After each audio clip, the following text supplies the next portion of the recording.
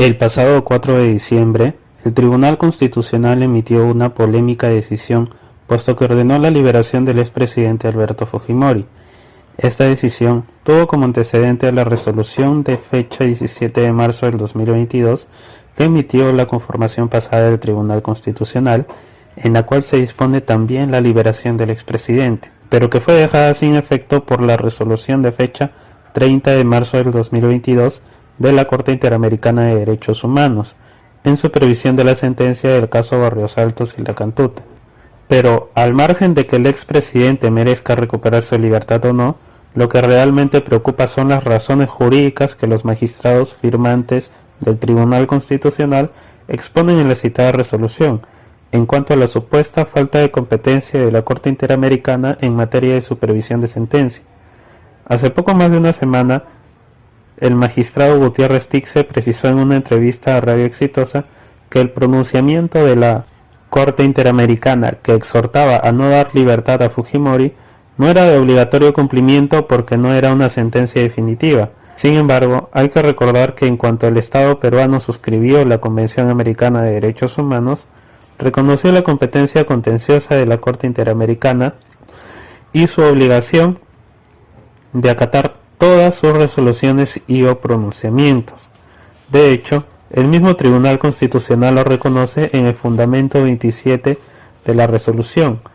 Esto de conformidad con el artículo 68.1 de la Convención Americana sobre los Derechos Humanos.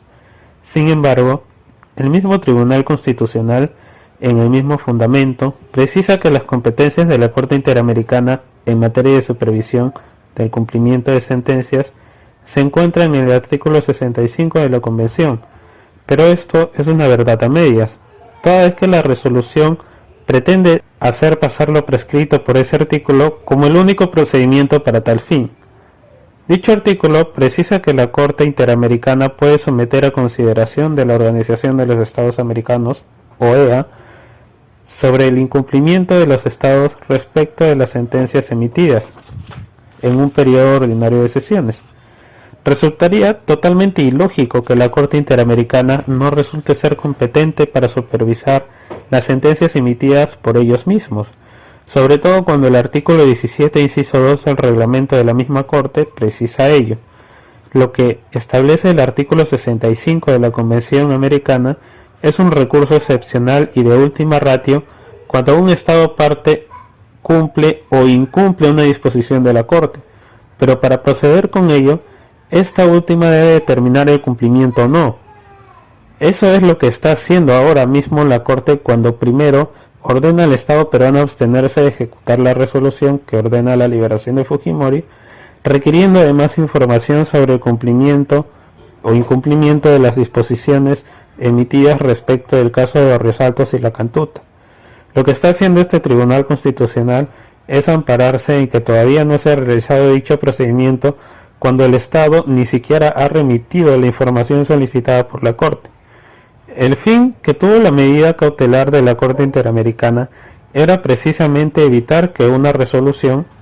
como la que dio el Tribunal Constitucional se emita, lo que evidentemente genera una inseguridad jurídica en cuanto a la competencia jurídica de la Corte Interamericana, lo que a su vez definitivamente va en contra del principio de buena fe internacional o pacta sunt servanda, e incluso la prohibición que ha emitido la misma Corte Interamericana en una resolución del 2005, donde establece que no se pueden alegar cuestiones del ordenamiento jurídico nacional para incumplir